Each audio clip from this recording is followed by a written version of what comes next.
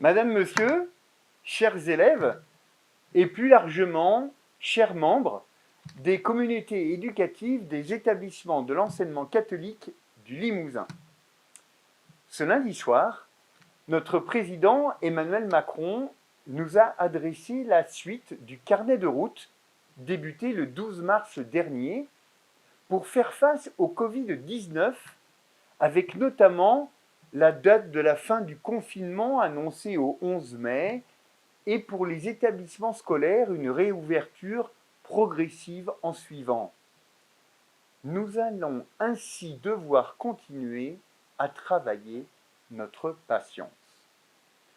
En relisant notre histoire, notre pays a traversé à plusieurs reprises des pandémies, des crises, et au final, nous nous en sommes toujours relevés.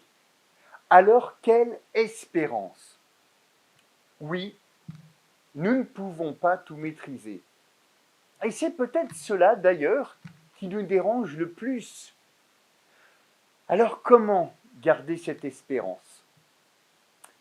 Je crois beaucoup en chacun de vous, parents, élèves, chefs d'établissement, enseignants, personnels, bénévoles, qui menez à bien l'éducation de nos enfants, de nos élèves, dans ce contexte si particulier.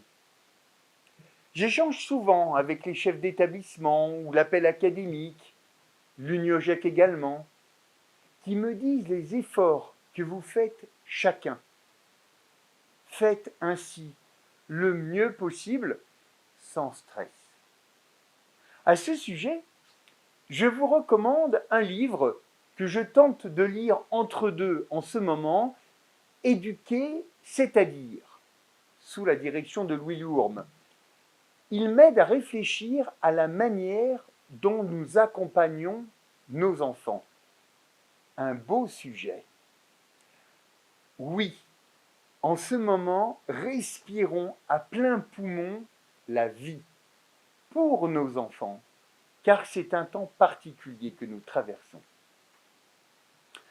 Comment continuer à tenir le cap, confinés à plusieurs? Ce confinement est un apprentissage pour tous, oui.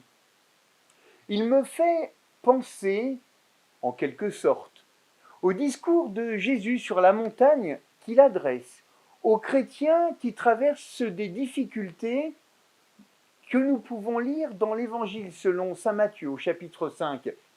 Vous êtes le sel de la terre et la lumière du monde, leur dit-il.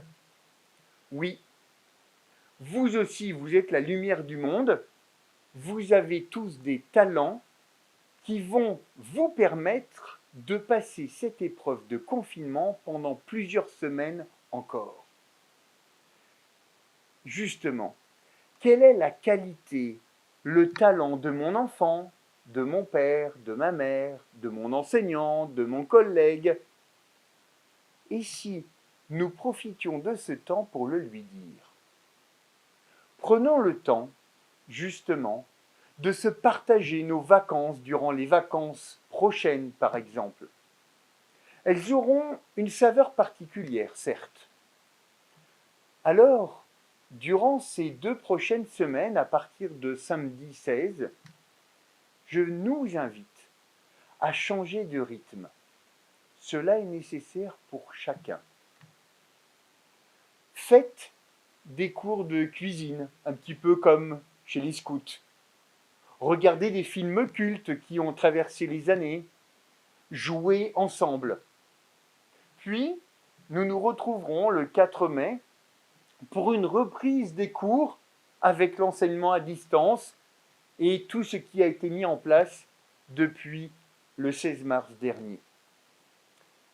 Les services de l'enseignement catholique du Limousin que je représente restent présents pour chacun d'entre vous, par téléphone, par mail, via la rubrique Contact sur le site internet.